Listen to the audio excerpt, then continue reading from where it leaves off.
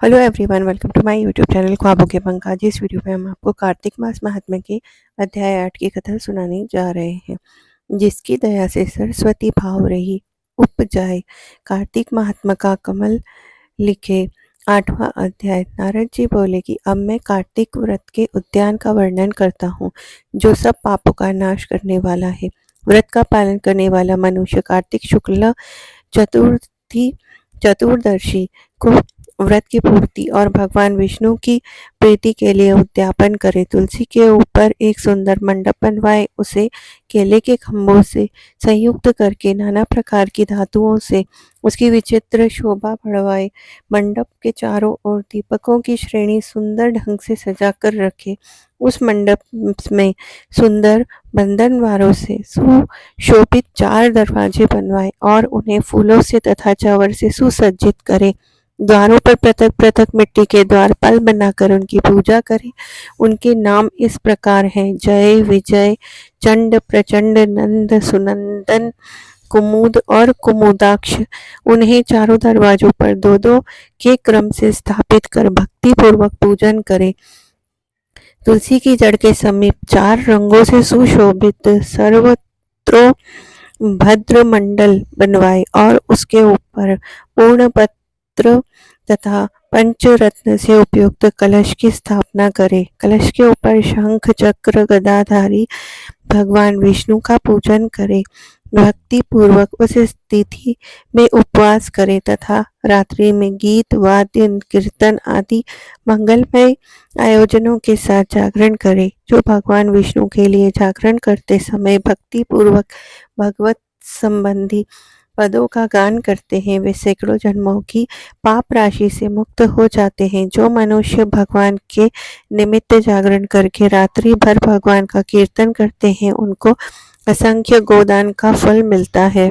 जो मनुष्य भगवान की मूर्ति के सामने नित्य गान करते हैं और उनके अनेकों जन्मों के एकत्रित पाप नष्ट हो जाते हैं। जो भगवान के सम्मुख बैठकर कीर्तन करते हैं और बंसी आदि बजाकर भागवत भक्तों को प्रसन्न करते हैं तथा भक्ति से रात्रि भर जागरण करते हैं, उन्हें करोड़ों तीर्थ करने का फल मिलता है।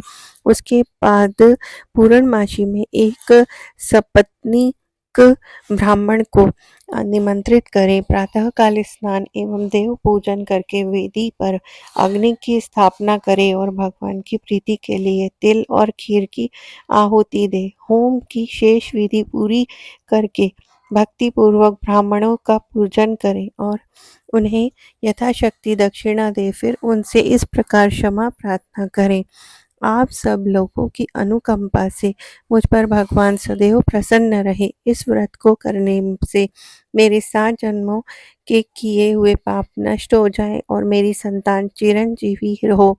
इस पूजा के द्वारा मेरी सभी मनोकामनाएं पूर्ण हो। मेरी मृत्यु के पश्चात मुझे अतिशय दुर्लभ विष्णु लोक की प्राप्ति हो। पूजा की समस्त वस्तुओं के साथ गाय भी गुरु को दान में दे।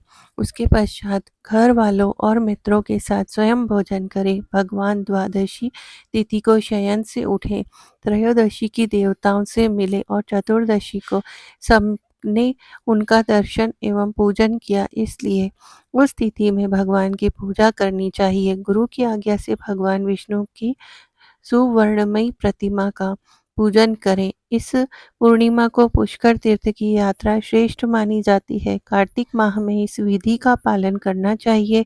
जो इस प्रकार कार्तिक के व्रत का पालन करते हैं, धन्य और पूजनीय है। उन्हें उत्तम फल की प्राप्ति होती है। जो भगवान विष्णु की भक्ति में तत्पर हो, कार्तिक में व्रत का पालन करते हैं, उनके शरीर में स्थित सभी पाप तत्काल नष्ट हो जाते हैं। जो श्रद्धा पूर्वक कार्तिक के उद्यापन का महात्मा सुनता और सुनाता है, वह भगवान विष्णु का सायुज्य प्राप्त कर लेता है।